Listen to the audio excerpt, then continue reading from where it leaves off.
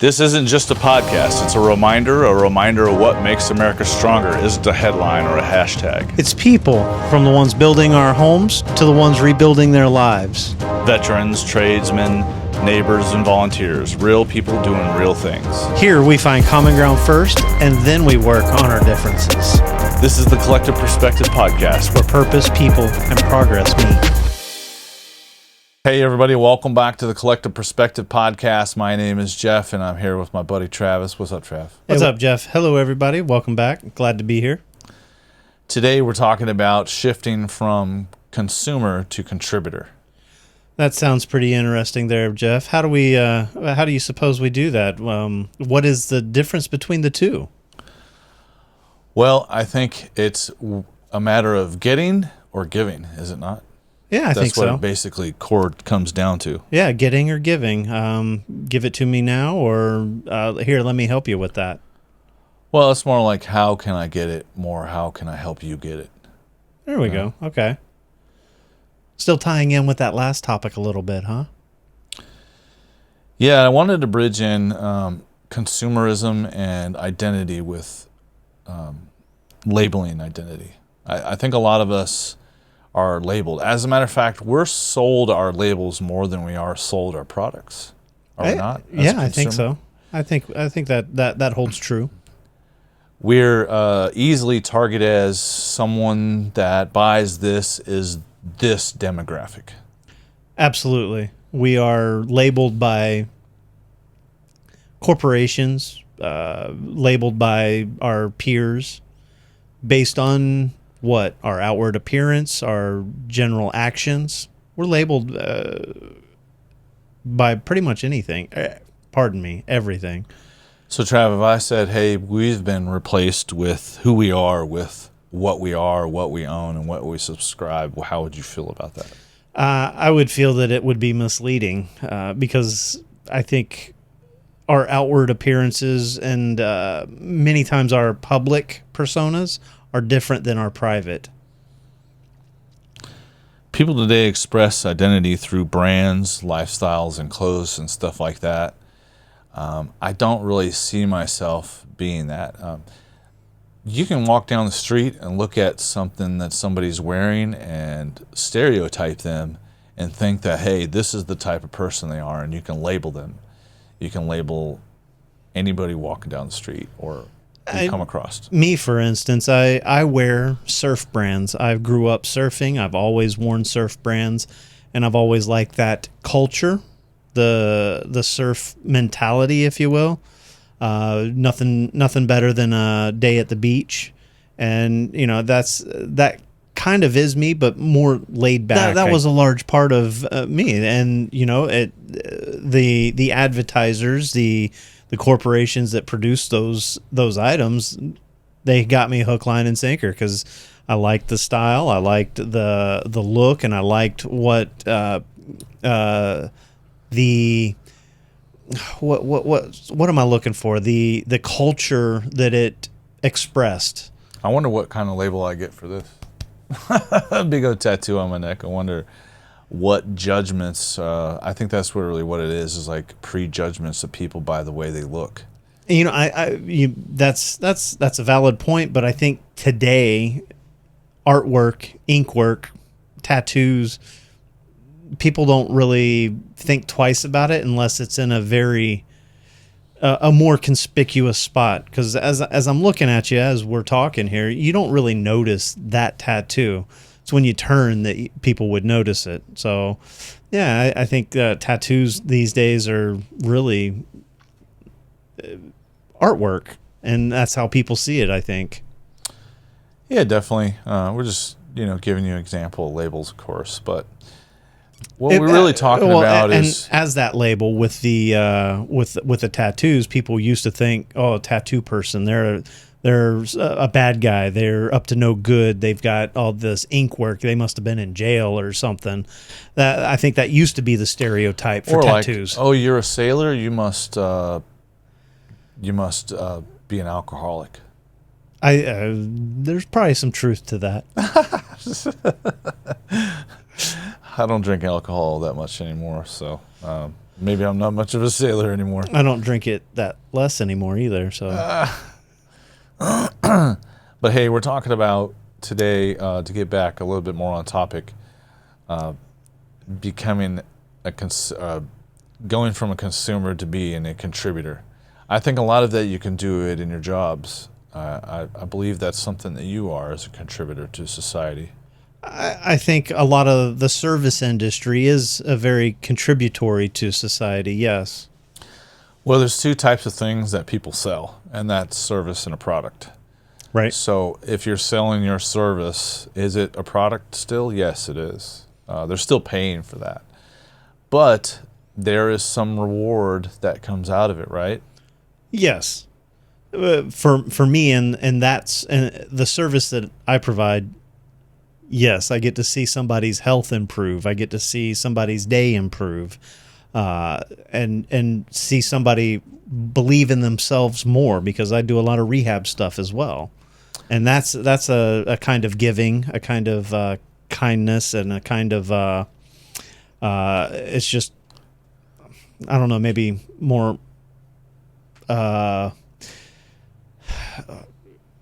contributory to society that way. Well, you're definitely helping people get better. So that's contributing to society.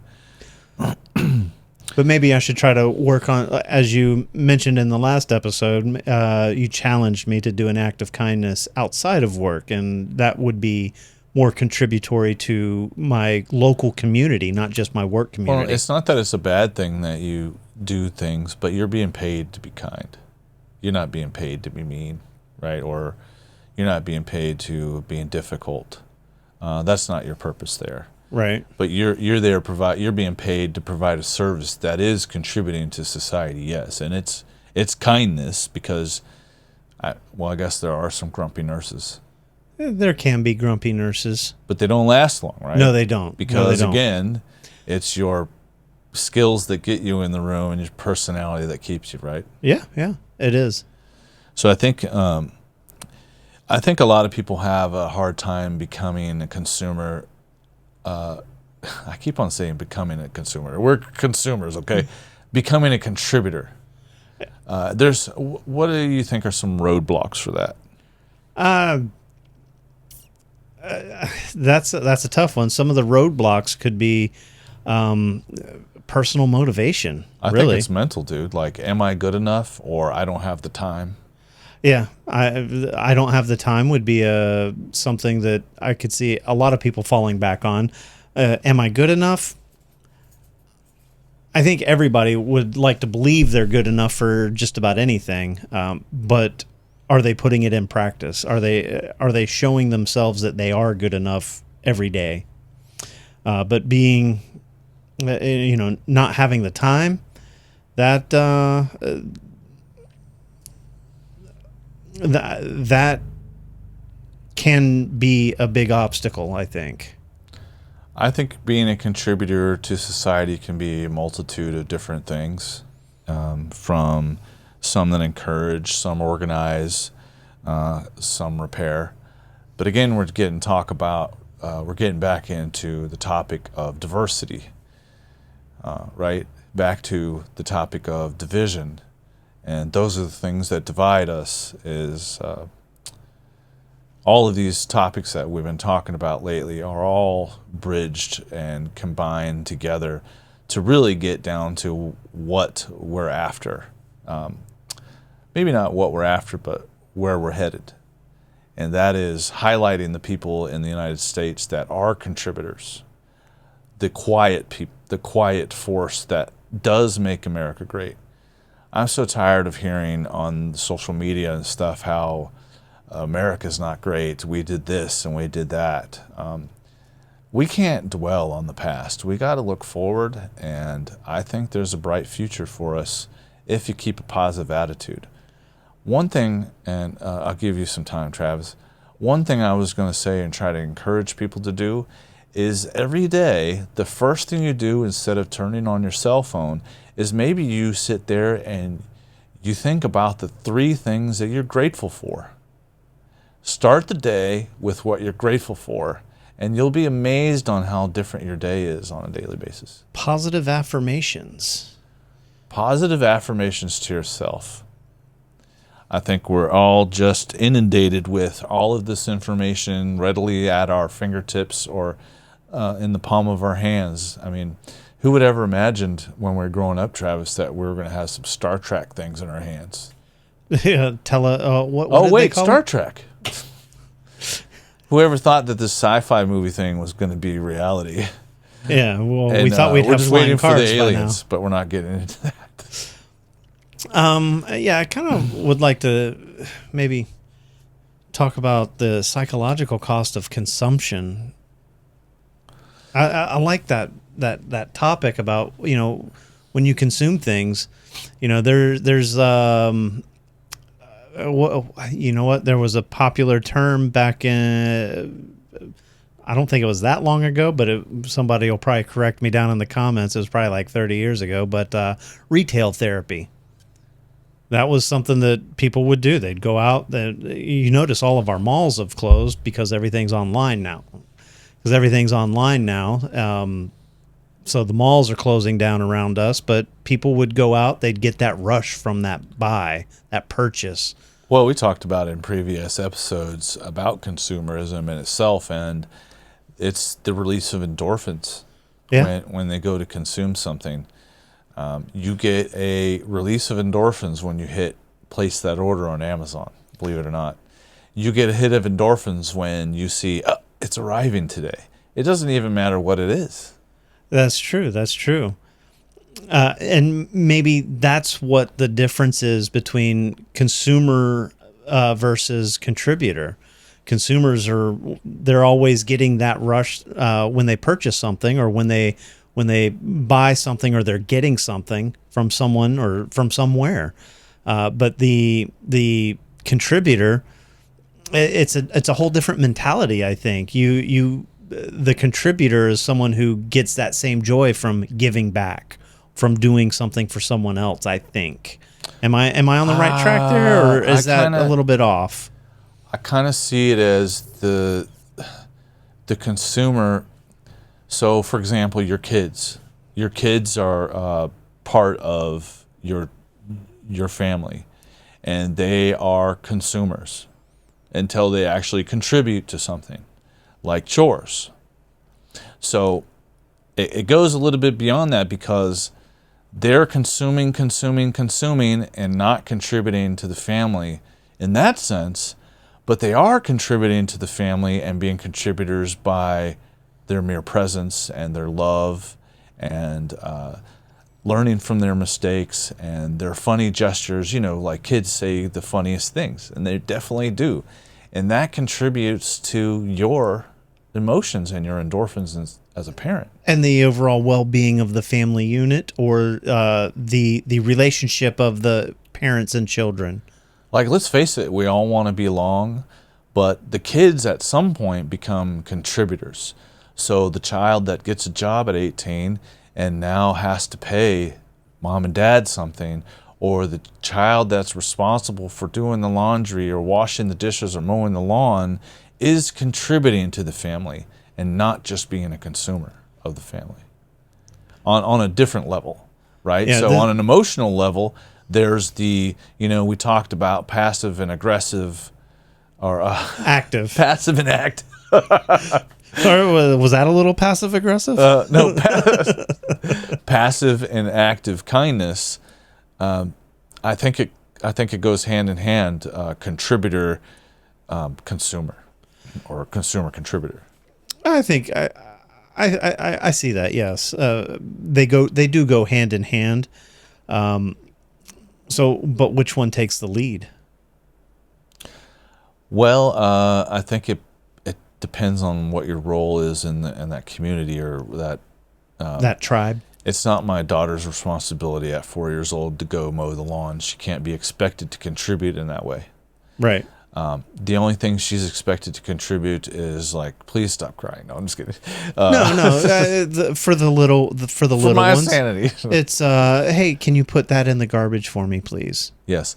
Hey, And, can you look at please pick up after yourself? Please, a little bit of kindness, a little bit of humility. I guess it's just integrity. What do you do when Honor, courage, and commitment. ethics, You remember those core values? honor, courage, and commitment? Honor, courage, commit. Honor, doing the right thing when no one's watching. Well, I think doing the right thing when no one's watching is ethics too.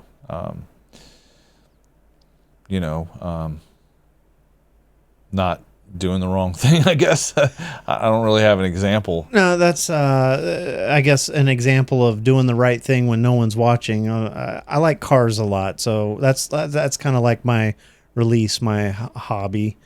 Doing the right thing when no one's watching. You're driving home at 2 a.m. There's no one at the stoplight. You got a red light. Do you stop or do you just go through it? No one's watching. There are no red light cameras there that you're aware of. Do you stop or do you just go through it? Absolutely no one on the road. Well, the other day I sat there for 5 minutes trying to make a turn, and there was absolutely no one on the road. I went. There are rules, though, for that. Is there? Yeah. I didn't know that. Like motorcycles sometimes aren't heavy enough to trigger a turn signal. So if it goes through a light cycle and it goes back and forth, I think it's 2 times, they're allowed to go if it's clear. I mean, who's to say that you aren't? I guess that's the whole point, right? Yeah, that's true. Did you go anyway without it being there and just run all the lights? I think that would draw some attention from the gators on the sidelines. I mean, you know what I mean? But yeah, what makes someone show up when they're not, when no one's watching? I think, again, it comes down to ethics, but it's dedication. I think, if you have a team, a soccer team, and people don't show up when they're supposed to show up, then how are you supposed to win the game? Right. I don't know if that's a good example. Yeah, I'm not sure. I know what you're saying, but yeah, I don't think that one's going to work. All right, let's scratch that right there. I'm not qualified, Let's just go or it won't make a difference. No, we already talked about that. All right. Those are the things that held back. We're just going to go close it out and say talk about the everyday contributor. Highlight the volunteer, the coach, the fixer, the giver. Watch. Here we go. So, hey, to close out this episode, we'd like to ask you, the listener, to give us some suggestions, throw a name out there, give someone our information about this podcast. We want to highlight the quiet strength that makes this country strong, and those are exactly what we are leading to here in this episode, is being a contributor. So we're looking for someone that volunteers, someone that's out there that takes time from their own life to make a difference in someone else's and doesn't get paid for it. Now, that doesn't mean, well, I guess I can't really say doesn't get paid for it, because I think a teacher is a contributor, but I think teachers in public schools, let's put it this way, do these people go above and beyond? I feel that they do. Because I would say that most teachers, the teachers that I've encountered just recently with my son, is that these teachers go above and beyond, and they're beyond what is required as a teacher. I would say that even Travis, you go above and beyond as a contributor. You're not just a nurse. You're not just a supervisor. You're much more than that, and that support is what makes it strong. What makes the core of your business, your job strong. And I think anybody can say that that is a contributor that really loves what they're doing. And again, if you have someone out there in Jacksonville, we'd love to interview those people. Just a 30-minute podcast highlighting what they do for society and giving them the recognition. It could be a volunteer. It could be a veteran that owns a business. It can be a coach, a fixer. Well, a fixer? What do you mean by a fixer? Someone who repairs things? Well, there's people that go out there and just fix things. I don't know. I don't know, man. Isn't it just like the person that you go to that knows how to fix things?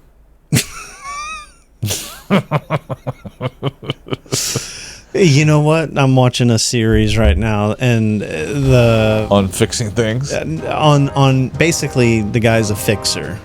It's Well, you already knew the answer. What are you begging me for? no, it's Oh, it's what is a called- fixer, Travis? It's called Mobland.